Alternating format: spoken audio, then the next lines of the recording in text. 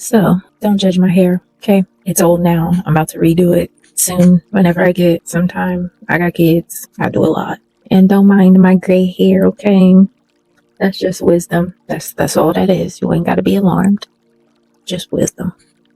Anywho, this video came across my newsfeed, actually. It is a show called The Rachel Maddow Show. She's an MSNBC host. Okay, so Maddow points out frightening truth about this Trump election or Trump campaign. I can't read the whole thing right now, so don't judge me. But it just say Trump. Well, I don't see the P, but I'm guessing that says Trump. Anywho, that doesn't fucking matter. Let's see what she has to say. But I said there's a lot going on at the surface level in terms of donors and campaign positions and campaign strategy and the way they're behaving in public. There's a lot that is weird about this campaign thus far. But there is one last thing in terms of the weirdness of this campaign that I think is actually quite serious.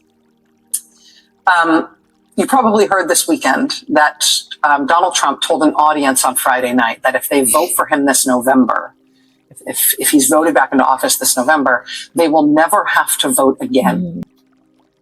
Actually seen that, and I was like, what in the? Because, you know, he's been talking about being a dictator and all this stuff. So when he said that after they vote, they're not going to have to vote no more. He said that we're going to have it all fixed. That's what he said. And again, Christians, get out and vote just this time. You won't have to do it anymore. 4 more years. You know what? It'll be fixed. It'll be fine. You won't have to vote anymore, my beautiful Christians. I love you, Christians. I'm a Christian. I love you. Get out. You got to get out and vote. In 4 years, you don't have to vote again. We'll have it fixed so good you're not going to have to vote. What the fuck was that supposed to mean? I don't know, but where's she going with this? Because I was wondering myself, so. He told an audience on Friday to, quote, get out and vote just this time. He said after this time, quote, you won't have to do it anymore. You won't have to vote anymore. He said, quote, in 4 years, you don't have to vote again. We'll have it fixed so good, and you're not going to have to vote. Now, this is not the first time Trump has told a campaign audience that they will never have to vote again once they vote him back in this time. And that is as alarming as it sounds for all the reasons that you immediately think it is, right? I mean, he's positing this like this is a happy thing. Oh, joy, never having the burden of voting again, right? The point of democracy is that we vote all the time. Exactly. And we like it. That's how we decide what happens in our country. He's promising his followers that he'll end all of that. And it's exactly what you think it is. But let me also point out something more strange, which has been happening at the same time and it hasn't had as much attention. The day before Trump made those remarks on Friday, he said, you're never going to have to vote again after you vote for me this one time. The day before that, on Thursday last week, he didn't say that people wouldn't have to vote anymore once he was elected this November. No, the day before that, on Thursday, he told his supporters, not that they're not going to have to vote again, but that they don't have to vote this time. That they don't need to vote for him this November. I just got the chills. The hell does that mean? You don't have to vote for me. Ain't that how you're gonna win? Is votes, right? I say that because you know how the last election Trump was claiming voter fraud or election fraud or whatever, right? Which is crazy because he was actually the one trying to commit the election fraud, but whatever. Anyways, yeah, maybe he's gonna try it again. You don't have to vote for me. Strange. Let's see. My instruction, we don't need the votes. I have so many votes. My instruction, we don't need the votes. I have so many votes. He said that on Thursday last week.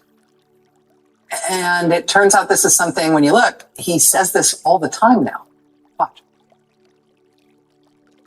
My instruction, we don't need the votes. I have so many votes. We don't need votes. I tell my people, I don't need any votes. We got all the votes we need. I don't need votes. We don't need votes. We got more votes than... This guy is snitching on himself in plain sight. He said we got all the votes we need. Can somebody tell me what that means? I'll wait. Yeah, they got all the votes they need. They don't need your vote.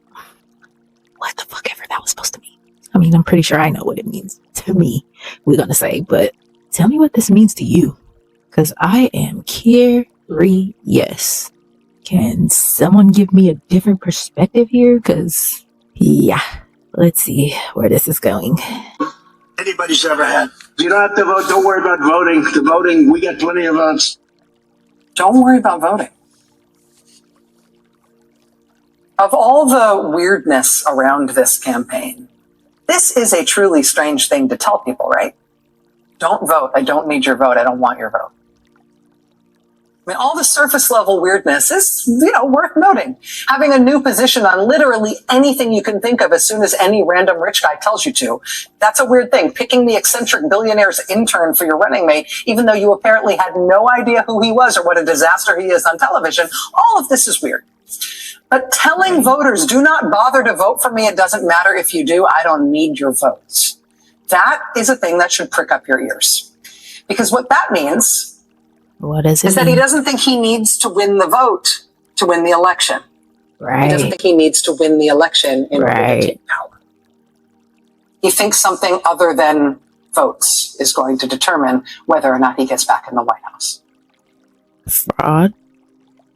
At Rolling Stone today, they profile 70 different election officials who have been put into position in the swing states of Arizona, Georgia, Michigan, Nevada, North Carolina, and Pennsylvania, who are election denialists, committed election denialists.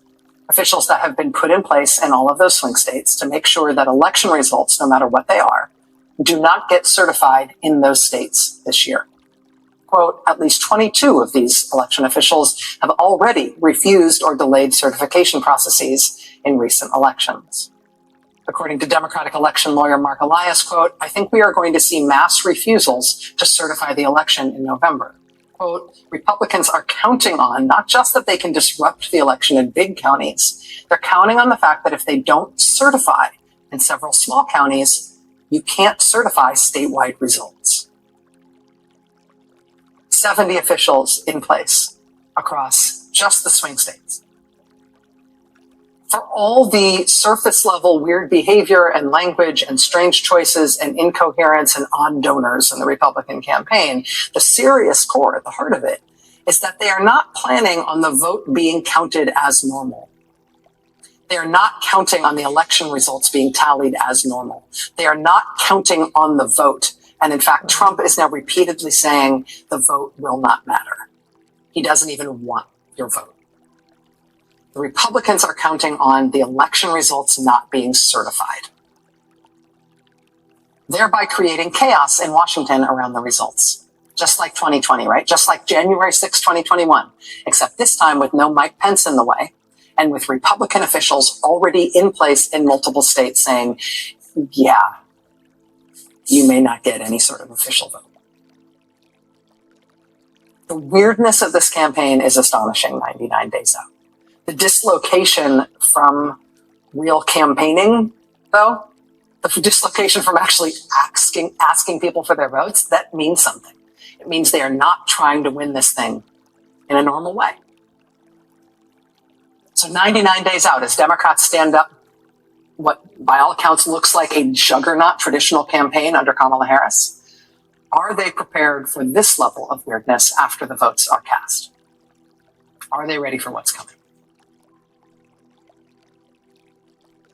Okay. Well. Shit. There has got to be some type of laws for this, right? Because I feel like the reason why this is happening is because this is such an intense election, because whatever you want to believe is what you want to believe. But I think most people know by now that our democracy is at real threat right now. Like, it is being threatened for real by Donald Trump. Okay. Do you believe if Donald Trump were elected next year that he would try to stay in office beyond a second term? That he would never leave office? There's no question. Do you think he would try question. to stay in power forever? Absolutely. And it's very clear, though, because he praises dictators like Vladimir Putin and Kim Jong, whatever the hell his name is. I can't say that shit. Anyways, he praises those dictators, and that shows you that that's how he wants to be. He wants to be a dictator. He's even said this stuff out his mouth, though. Like, you cannot be like, oh, he doesn't mean that. That's just Donald Trump. He just talks like that. Like, okay, keep playing with fire. Keep playing with fire. I don't play with fire. Tell me. Yeah. And this reminds me of when sorry I keep going back to this, but this is like a major part of my life story and my lessons in life was the last relationship I was in, right? Like he would constantly say certain things that would make me be like, but like they'll be like little subtle things. Like he'll be like, I just want to control you, and then he'll like brush it off or something. Like, no, nigga, what it is you really got control issues and you really want to control me. That's what it is. See, and the problem there was you can't control somebody that already controls themselves. But anyways, but do you see what I'm saying? Like the little subtleness of snitching on yourself and what your actual intentions are. You can't ignore these things. Like, oh, Donald Trump said that he's just going to be a dictator on day one and then that's it. You just be saying crazy stuff. Yeah, right. Pay attention. Open your eyes. Because with people like Donald Trump, they really be snitching on themselves right in front of your face. And most people don't even take it serious. But that's how they get away with everything they do. Just saying.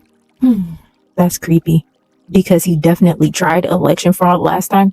And then tried to blame it on the Democrats. Because he lost. This is the shit I be talking about. That's like your boyfriend like, you cheating when he actually cheating. Pay attention. Pay attention. And right now, not only is he saying these crazy things during his rallies and stuff, he's also saying stuff like, well, if I don't win, they're going to cheat. They're going to cheat. So he's already implanting this in people's head about election fraud and stuff like that. Like I just watched this damn interview with Candace Owens and I forgot his name, but he's a good one. Forgot his name. It's a white guy. But I've never looked at Candace Owens so like, who are you and what side are you on? Bitch, down somewhere. Like at first, like, cause I didn't really watch her like that or listen to her, but every now and again I would get like certain things that she said. I'm like, okay, that makes sense. Yeah, I like her. But the shit that she say now that I'm really paying attention, it's like, what? Talking about it's mass election fraud going on. Like she's cause she's a Trump supporter. And like the truth of the matter is anybody that support Trump, you racist. Black or no, you racist because the man is racist. There's no arguing that. Okay, he's racist. Or you just like little kids, or you support people that like little kids. Shit, I don't know because he did. So this is crazy. This is crazy. How so many people could put this in their head about election fraud. Like, I don't know, man.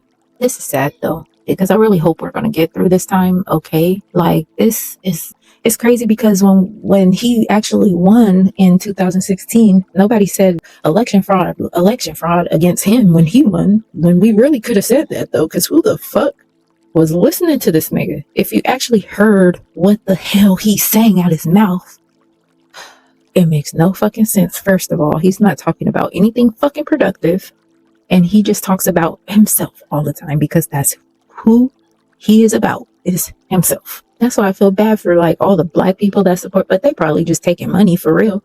And then all the little black people that support him that's like ain't even getting paid for it. I feel sorry for them because like he don't give a fuck about you. Definitely you. Shoot, I could say the MAGA supporters that he has that are the low class white people, he definitely don't give a damn about them. But black people, he really, really, really don't like you and don't give a fuck about you. I mean, I'm just saying, this man is like morals, humility. Yeah. His nephew wrote a book about the Trump family and how they got that way and stuff. But what he said that his uncle said about his son, his nephew's son. And tell us more about what Donald Trump has said about your son. Donald has never met William, ever. In fact, no one in the Trump family other than two of my cousins have met William.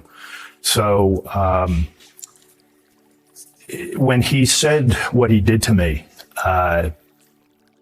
when a fund that had been set up for William's health, for his therapeutic needs, and I just want to clear something up. The reason a fund existed is because Donald orchestrated a plan to take my sister and me out of my grandfather's inheritance, which went back days after William was released after 7 weeks in hospital. Al, you'll remember that in the city.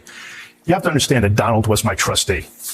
He was my trustee, which meant he was supposed to protect me and my family. He did the exact opposite. So the fund was my money, but I had to ask for it back, which was troubling. So when the fund was running low, I called Donald and I mentioned that. And he said, your son doesn't recognize you. Let him die and move to Florida. Now, I don't know how you can explain that away, the cruelty of that comment. But as you'll read in All in the Family, he had said something very similar in our last Oval Office meeting with a group of advocates. He had called me back into the office when everyone dispersed and said, those people, all those expenses, they should just die. So it's hard to wrap your head around that. That man is stone cold. I just got the chills. That man is heartless. Like, I don't see how anybody supported him for real. But like they said, or like we all know, it's an actual cult. Okay? My colleagues, none of this today that you are bringing makes sense. Your inconsistencies, your hypocrisy, your sycophancy, unless you are in a cult. And guys, I'm starting to think you're in a cult. That is your right, but it's not your responsibility. I promise you that's not what your constituents would want. So if you believe in states' rights, except when a jury in that state convicts your nominee for president, you might be in a cult. If you claim you back the blue but want to defund the police when the police go to your nominee's house to retrieve national security secrets, you might be in a cult. If you're supporting a guy whose felony convictions prevent him from getting a security clearance, you might be in a cult. And if the guy you're supporting for president has felony convictions that prevent him from going to Argentina, Australia, Brazil, Cambodia, Canada, Chile, China, Cuba, Dominican Republic, Egypt, Ethiopia, Hong Kong, my motion India, takes precedent. Indonesia, Iran, Ireland, Israel, Japan, Kenya, Macau, Malaysia, Mexico, Morocco, Nepal, New Zealand, Peru, Philippines, Singapore, South Africa, South Korea, Taiwan, Tanzania, Tunisia, Turkey, Ukraine, United Arab Emirates, and the UK. The gentleman from Kentucky is recognized for 5 minutes. I'm asking it. And some people are subject to being cult followers. Like, we've seen this in the past. Okay, we've seen this. Some people are subject to being cult followers. It's not nothing new. Okay, there's been cult leaders in the past. We just got one that's doing it right in front of our face and trying to lead the country. Where is this going, you guys? Where is this going? Give me some hope. Anyways, I'm going to be covering more videos about this because this is actually something that I'm like into right now, is politics and this election, because this election is not just like any election that's happening. This is a very weird election, as she said. It's very strange things going on. And I feel like everybody needs to pay attention. Just simple as that, because we really need to like not let him into office at the end of the day. Like, this is serious. Like, this is so serious that Joe Biden dropped out of the freaking race because nobody was gravitating toward him, or nobody wanted to vote for him anymore because he was showing signs of mental decline, because he's 81 years old. So it's kind of understandable. But a lot of the Democrats didn't have faith in his ability and all that stuff. So he was kind of falling behind on the race. So to put his pride aside, he was just like, forget it, because he already know what Donald Trump is up to. If it wasn't that serious, why would he drop out of the race, knowing damn well what that's going to make him look like? No, because he know that his country is under attack and he needs to do whatever he has to do to save his country. That's a man with humility, okay? That's a man who I would say care about America more than Donald Trump. He don't give a damn about America, and you can see that. He's sitting here talking about border policies and all this stuff. When Biden and Kamala was in office, they tried to have a border policy passed. They tried it, but guess who swooped on in? After months of talks, Senate negotiators finally released a sweeping bipartisan border security deal. The proposed bill would raise the standard to grant asylum, send away those who don't qualify, and expedite cases for those who do. It would also give the president new authority to effectively shut down the border to migrants when attempted crossings are high and end the practice of catch and release, while also providing billions of dollars in funding for Ukraine, Israel, and Taiwan, as well as humanitarian assistance for civilians in Gaza.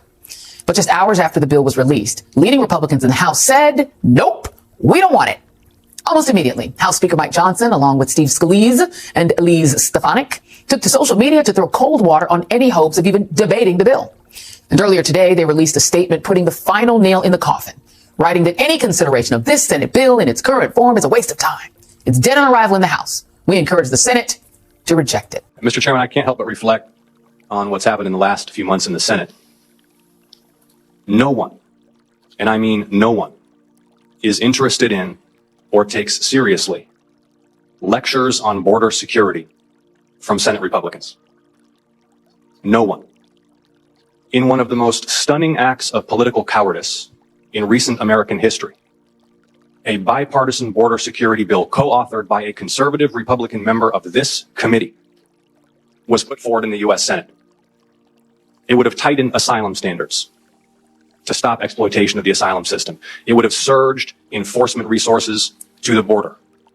It would have meant more expedited removals of those who enter this country unlawfully. It would have empowered the federal government to take the fight to the drug cartels who are laying waste to communities across our country with fentanyl. A bipartisan border security bill co-authored by a conservative Republican member of this committee. And it wasn't just voted down by Senate Republicans, it was denied even a debate on the floor of the United States Senate. Because the former president of the United States, and he said this publicly, thought it wasn't in his political interest for the nation to be served. It wasn't in his political interest for a bipartisan border security bill to be enacted by Congress. The American people are smart. So all of the performative chest pounding today on border security is utterly disingenuous.